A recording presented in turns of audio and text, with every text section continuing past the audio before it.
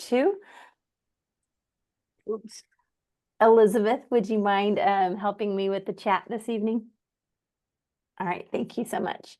All right, we will get started.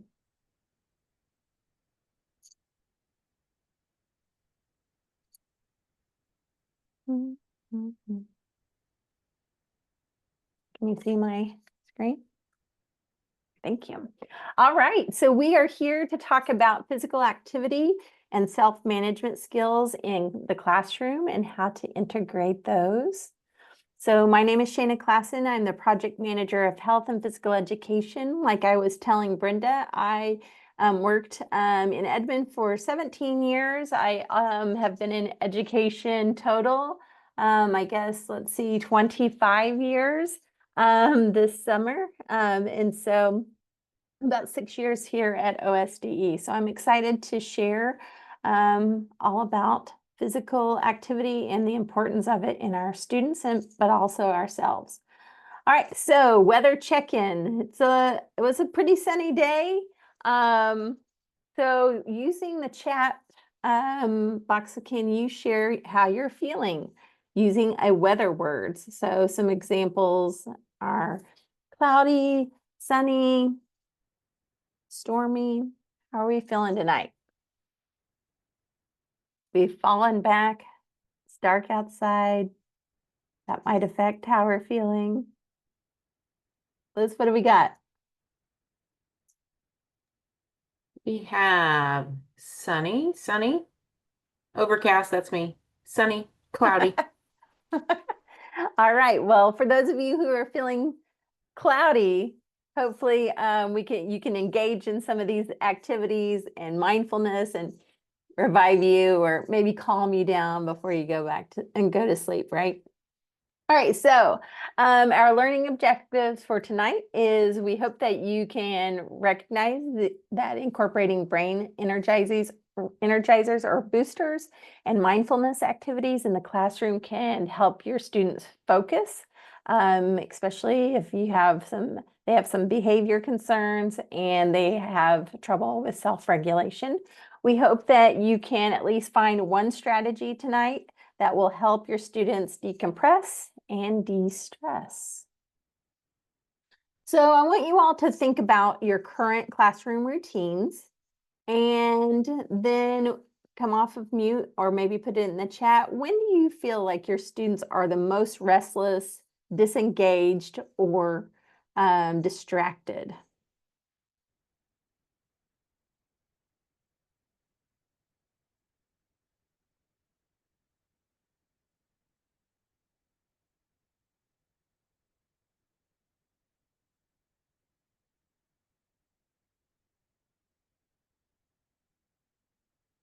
Elizabeth, do we have any certain times that our folks feel like students are more distracted or disengaged?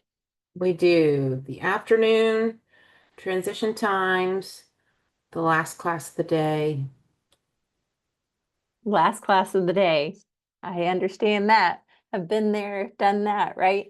And I'll share a little bit about that here in a second. All right, so hopefully you can find some activities in this presentation that will help with that end of the day lag or maybe after recess and those things.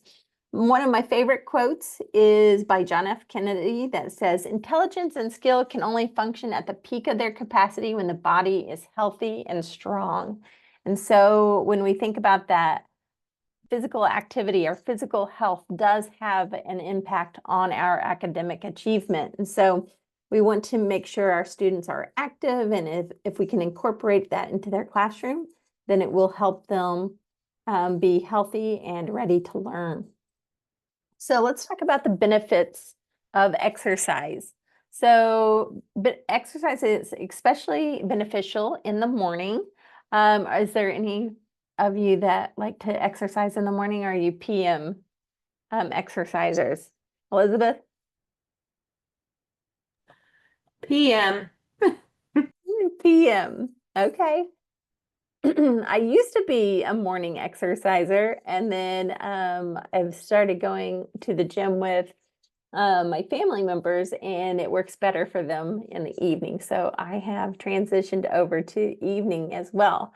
So when you exercise, the body releases chemicals, a brain derivative neurotrophic factor that and endorphins, and BDNF is what they call it, clears your mind and helps you make positive decisions. Now, I don't know about you, Regina, Brenda, and Erica, but my students could always use a little help with positive decision making.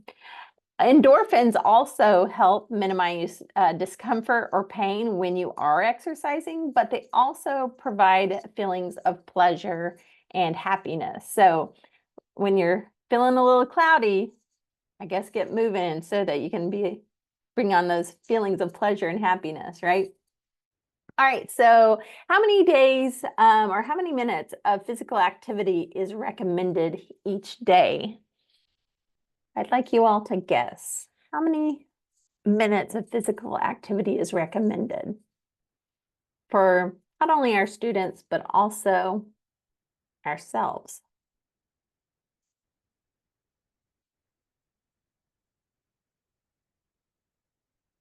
Uh-oh, I'm not sure what we put in the chat. I see some grins on faces. What do we got? Couple options, 30, 60, a very specific 48 from Regina, 60 and between 60 and 90. Okay, so the recommended minutes of physical activity each day is 60. The next question for you all, does it have to be all at one time? Is it a grueling 60 minutes altogether? Or can we break that up into chunks? What do you think, Regina?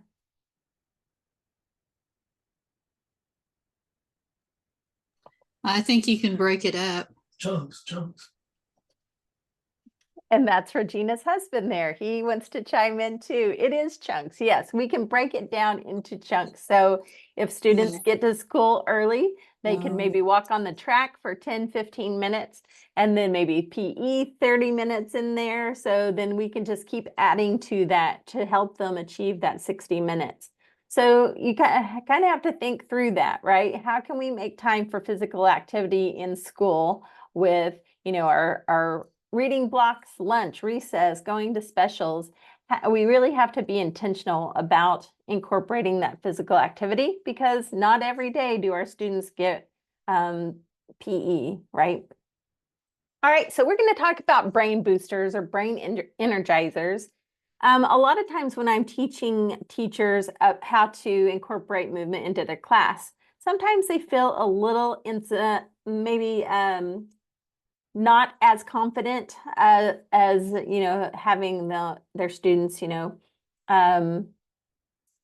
engage in learning activities, but that movement piece kind of maybe gives them a challenge of keeping the noise level down and not disrupting their neighbors, or will they get out of control? And so what I often tell teachers is, if we start with individual activities where kids are in their own space, they're not touching, they're not really having a lot of noise factor, that kind of helps you kind of ease into this movement in your classroom. So as you can see, we have an ear-nose switch. So if you'll just take your hand and put it on your nose, and the opposite hand go to an ear. So if you're on video, I need you to go ahead and grab one. Yeah, there you go.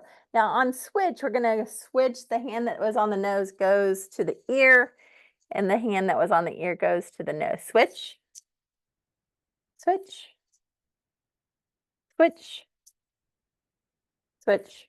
All right, so these brain boosters don't have to take a long time, but we're crossing the midline, and that's really important for students' brain development. Another one is hand slide. So put your hands up right here. We're going to have one hand go up and one hand go out. Okay, so there we go. Can we switch now? There we go.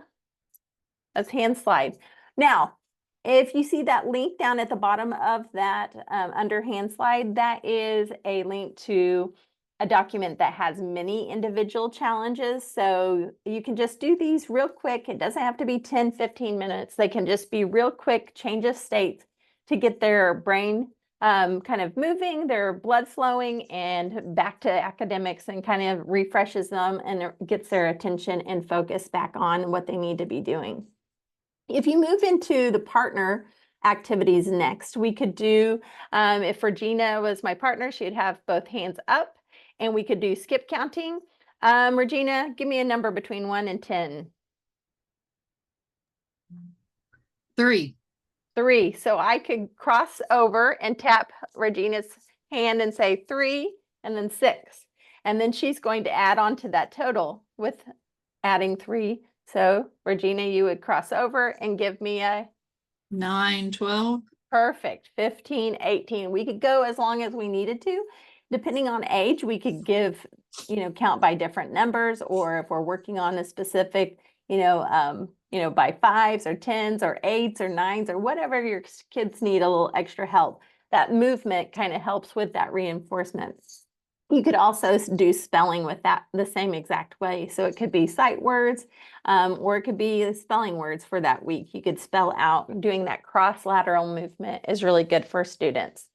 Now, the next partner activity is rock, paper, scissors. And there's many ways that you can play rock, paper, scissors. I even used it for conflict resolution in my class. But when you're playing rock, paper, scissors, we usually go 1, 2, 3, show, right?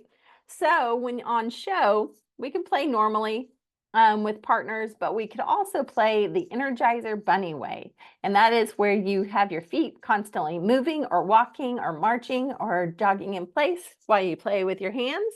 You could also play with your feet. So when you do 3 jumps, let's pretend like my fingers are my feet. 1, 2, 3, jump. If my feet are together, that's rock. If 1, 2, 3, jump and my feet, 1 foot is forward, 1 foot is back, that's scissors. 1, 2, 3, jump.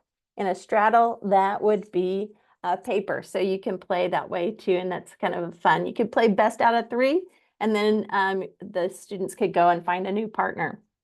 There's also a game called Rock, Paper, Scissors Olympic Style, and that is what that link that is on the presentation shows you that game, and it's a little continuous game where the students move from bronze to silver to gold, and if they lose, they move down a spot. So that's kind of a fun game there.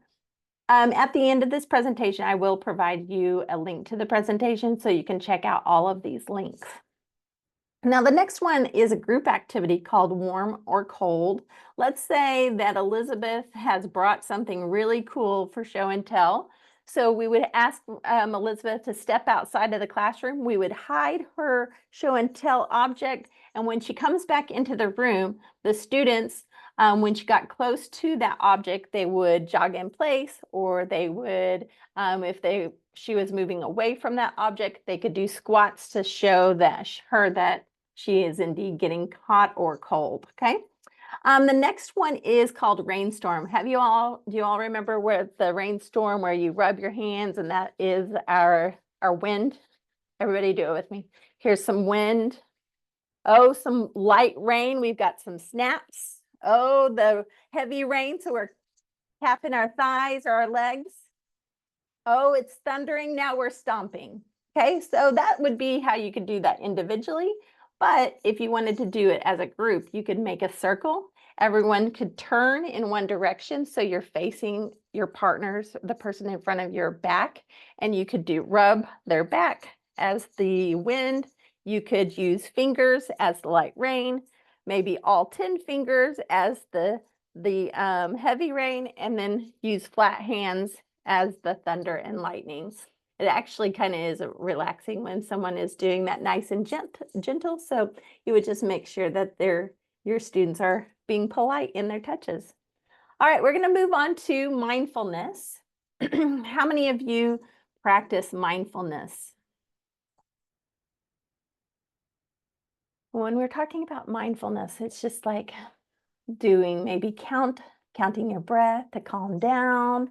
So it can help with anxiety, stress, and post-traumatic symptoms, even depression.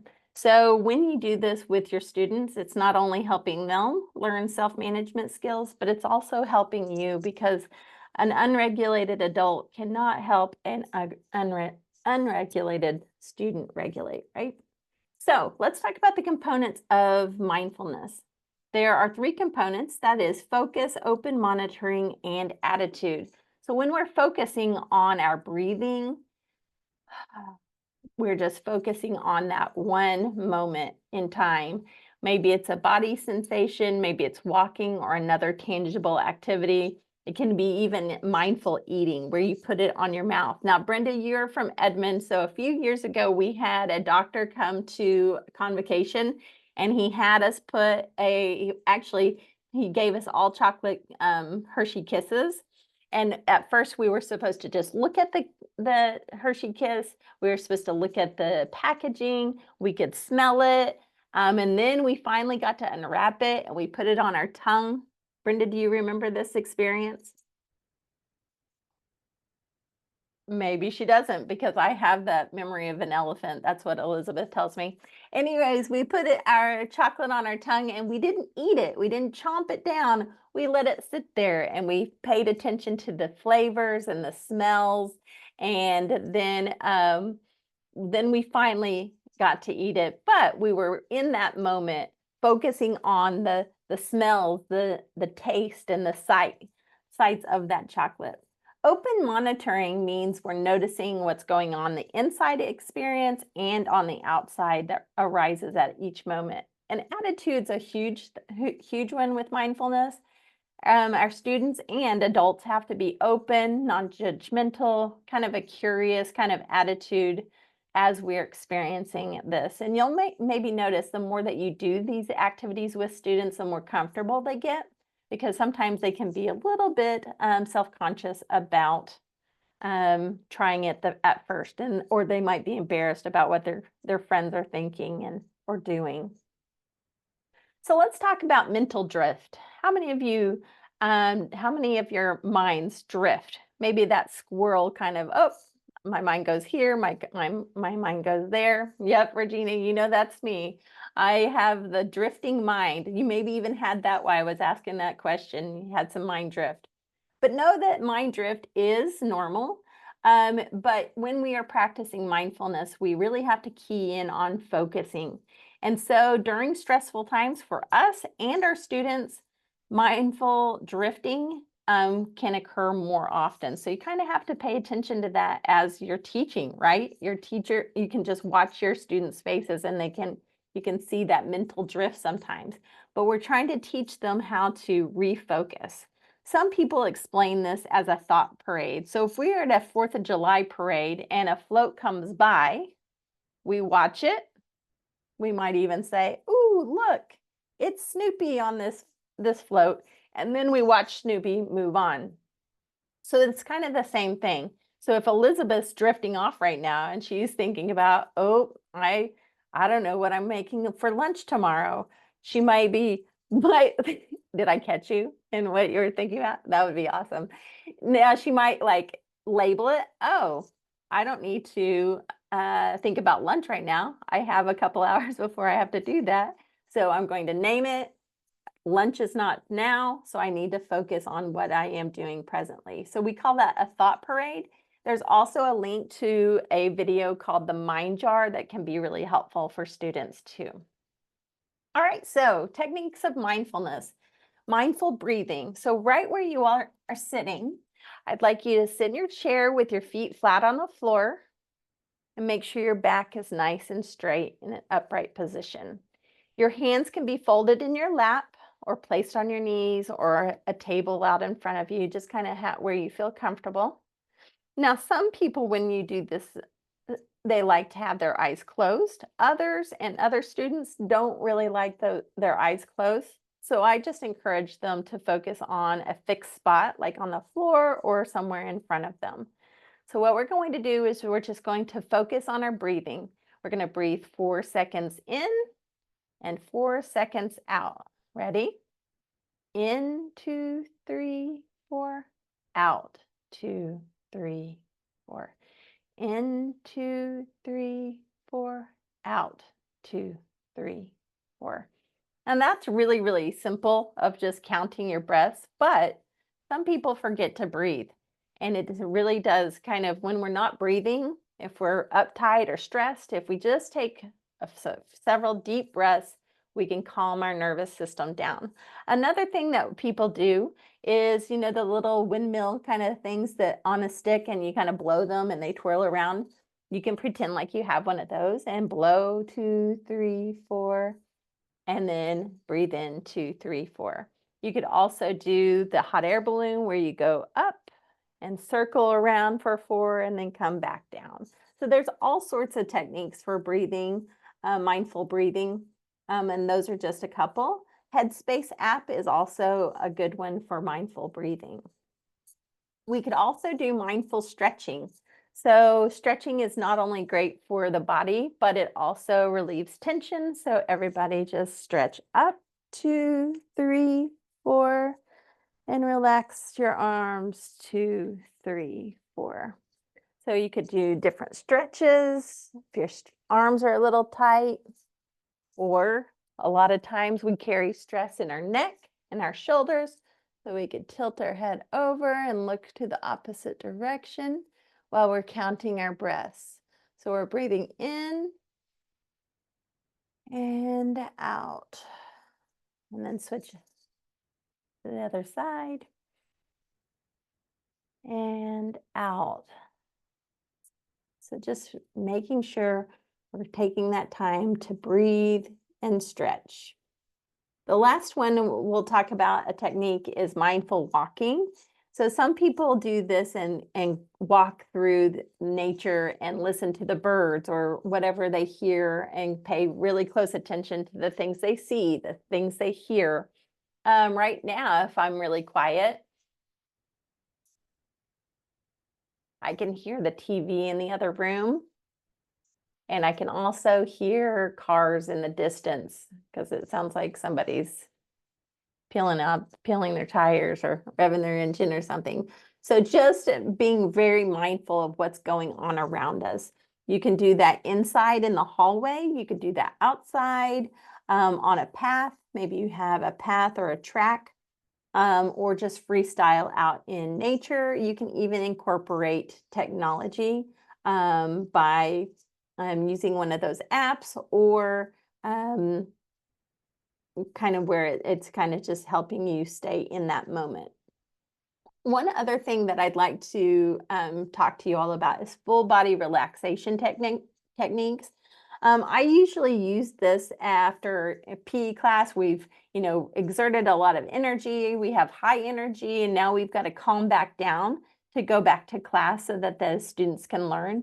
And so sometimes I would do a little scenario like a magic carpet ride where I'd have the students close their eyes. They would imagine they're on a magic carpet ride. The ceiling of the gym would slide off and they would float up into the air. And if they lean forward, they go fast. If they lean left, they go left. If they lean right, they go right. And they would go to their favorite place, see their favorite people, and then get back on their magic carpet ride and come back to the gym, eyes open, and they're ready to go back to class. So this would be a really great thing to do when students come into your classroom after recess and they are really hyped up and they're really full of energy, and you need them to calm down so that you can move on through your day.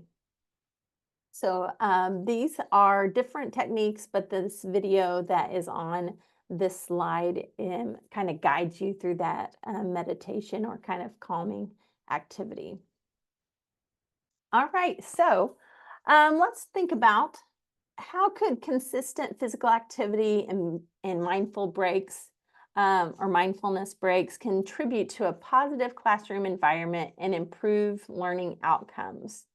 So how could we practice these practices change our students' mind?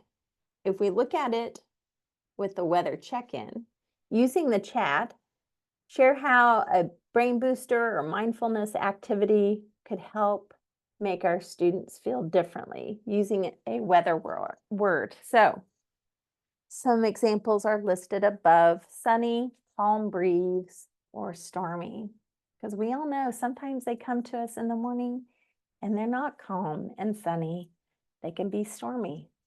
So we have to turn that around so that they can function and get through the day. So what are some of our responses? How can brain boosters and mindfulness activities change how our students feel? We have a lot of calm breezes and a few sunnies. Right? I'm feeling a little calm right now. Thank you all. I appreciate that. All right, so on these slides, the next 3 slides, we have some resources. So most of these are videos or websites that have a lot of brain breaks or activities that you could incorporate into your classroom. Here are a list of books that could help you with teaching your students about mindfulness. And then we have a couple of apps here that you could use in your classroom, like Calm App, Headspace, and Smiling Mind. That kind of guides you through those activities if you don't feel comfortable leading your students. But I do think it is important to mention that one of the ways that you can get your students to buy into these types of activities is if you participate as well. All right, do you all have any questions this evening?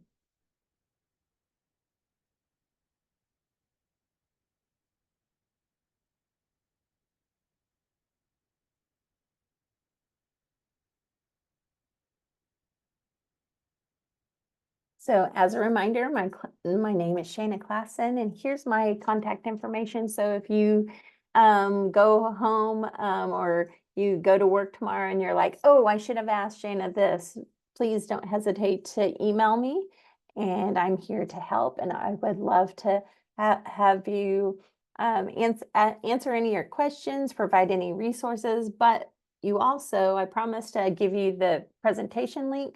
So if you'd like to take a picture of that and come back to this and explore those resources, just take a screenshot and then just add that bit.ly to a browser and you can have access to that. All right, well, that wraps our time up this evening. Thank you so much for joining us, and we hope to see you soon at our next Elementary Ed Chat coming up in what, about a month? All right. Thank you all.